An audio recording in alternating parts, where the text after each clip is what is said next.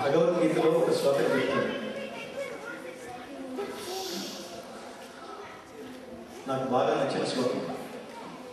అనుద్వేగకరం వాక్యం సత్యం ప్రియహితం చయత్ స్వాధ్యాయాభ్యసనం చైవ వాంగ్మయం తపచ్యతే.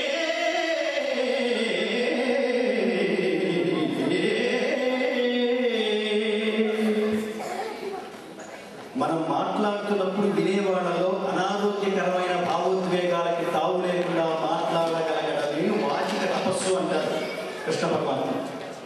ఇది కృష్ణుడికి అర్జునుడికి మాత్రమే జరిగిన గొడవని చెప్పగలమా ఈ శ్లోకం ద్వారా? మనం ఎంత అదృష్టవంతులు అంటే తెలుసుకుంటే తెలుస్తుంది అదృష్టం విలువ. అర్జునుడు ఏడవటం వల్ల, కృష్ణుడు అర్జునుడికి భగవద్గీత చెప్పడం వల్ల మన ఒళ్ళో భగవద్గీత ఉంది, మన పంట పండింది.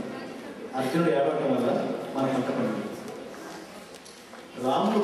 శ్రీరాముడు 14వ ఏట తీర్థయాత్రల పేరుతో ప్రపంచ పర్యటన చేసి ఖిన్నుడై విచారవాదంతో ఇంటికి వచ్చి మనుషులందరూ సమానంగా లేనేమిటి, ఈ అసమానతలు ఏంటి అని ఏడుస్తున్నప్పుడు వశిష్ఠుడు శ్రీరాముడికి 32,000 శ్లోకాలతో యోగ వాసిష్టం అనే జీవిత సంగ్రహాన్ని ఉపదేశించడం వల్ల రాముడు ఏడవటం వల్ల మన ఊళ్ళో యోగ వాసిష్టం. పరీక్షిత్తు మహారాజు నిలపించడం వల్ల, సుఖ మహర్షి ఆయనకి భాగవతం ఉపదేశించడం వల్ల ఇవాళ మన ఊళ్ళో భాగవతం. మనం అంత అదృష్టం. మనం తపస్సు చేయకుండానే ఈ మహాయోగులు మనకు అందించింది.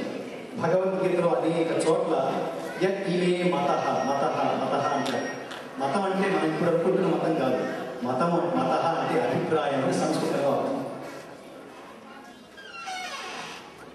ఆఫ్టర్ ఆల్ స్నేహితుడు అనేవాడి అభిప్రాయానికి మనం విలువిస్తాము. ఒక మనిషి ఇంకొకరికి 10 మందికి పాఠాలు చెప్తే వాడిని గురువు అంటున్నాము. ప్రపంచం మానవాళి మొత్తానికి మనిషి అనేవాడికి మతం అనే పేరుతో కాకుండా మనిషి అనేవాడికి ఉపదేశం చెప్పే వాడిని మనం కృష్ణం వందే జగద్గురువు అంటున్నాము. జగద్గురువే కృష్ణ పరమాత్మ.